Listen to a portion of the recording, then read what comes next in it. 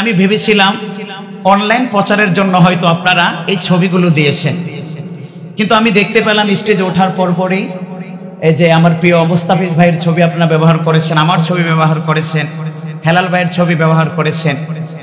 এই হাদিসের আলোকে সহিহ বুখারীর হাদিস, আমি যে হাদিসটি পাঠ করেছি, লা তাদখুলুল মালাইকা বাইতান ফিহি কালবুন ওয়ালা তাসবির, ওই ঘরের মধ্যে কিংবা ওই মজলিসের মধ্যে রহমতের ফেরেশতা প্রবেশ করবে না যেখানে কিংবা যেই মজলিসে কুকুর কিংবা পানির ছবি থাকবে। নিশ্চয়ই আপনারা মহাব্বত করেন আমাদেরকে, হয়তো মানুষ চিনবে আমাদের চেহারা দেখে, সহজে চেনার জন্য এটা আপনারা ব্যবহার করেছেন। ভালোবাসার কমতি আপনাদের ছিল না, কিন্তু ভালোবাসার সাথে নবীজির আদর্শ, কোরআনের আদর্শ আমাদের ফলো করার দরকার আছে না নাই? এজন্য আমি আপনাদের অনুরোধ করব, এই ছবিগুলো একটু স্টিকার দিয়ে, পোস্টার কষ্টের দিয়ে একটু মুছে দিন, কারণ এই মজলিসে যদি এই মুহূর্তে এই ছবিগুলো থাকে রহমতের ফেরেশতা প্রবেশ করবে না। অথচ এই বাগানটা কিসের বাগান? তাহলে আমি যে হাদিসটা পাঠ করি সে রহমতের ফেরেশতা প্রবেশ করবে ভাই, এটা হয়তো আপনাদের জ্ঞানের স্বল্পতার কারণে। তো আমরাও তো আপনাদেরকে কোরআন হাদিসের দিক নির্দেশনা দেব, ঠিক না ভাই? এই জন্য আপনারা যারা শুনছেন আপনারাও এই বিষয়টা ইনশাল্লাহ মাথায় রাখবেন।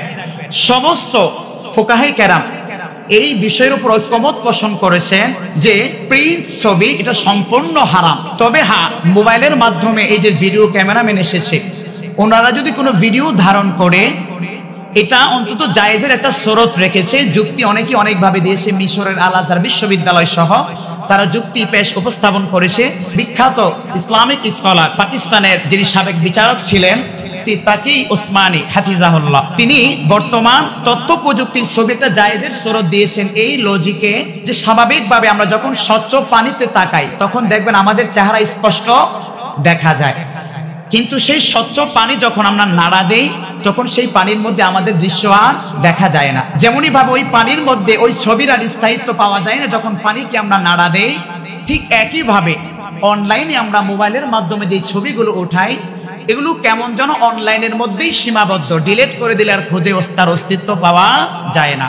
আমার প্রিয় ভাইয়েরা, কিন্তু বিশ্বনবী সাল্লাল্লাহু আলাইহি ওয়াসাল্লাম সরাসরি হাদিসের মধ্যে প্রিন্ট করে যে ছবি, অর্থাৎ ছাপানোর মাধ্যমে আমরা যে ছবি প্রিন্ট করে নিয়ে আসি, অনেক প্রিয় ভাইয়েরা আছেন এই প্রিন্টেড ছবি মা বাবাকে স্মরণ করার জন্য ঘরের মধ্যে আমরা রেখে দেই।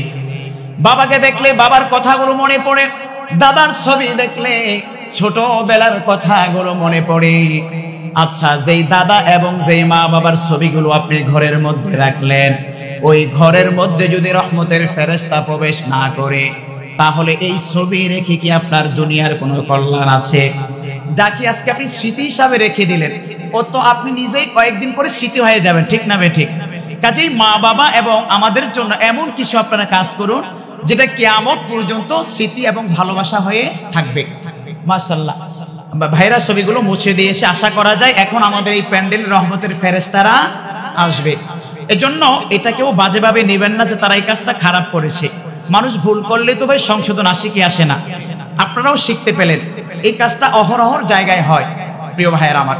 তাহলে আমরা এখন প্রশংসার দিকে যাচ্ছি, কারণ প্রশংসা আদায় করলে আশা করা যায় আমাদের প্রশংসা আল্লাহ তাআলা কবুল করবেন। এজন্য আমরা সকলে পড়ছি আলহামদুলিল্লাহ।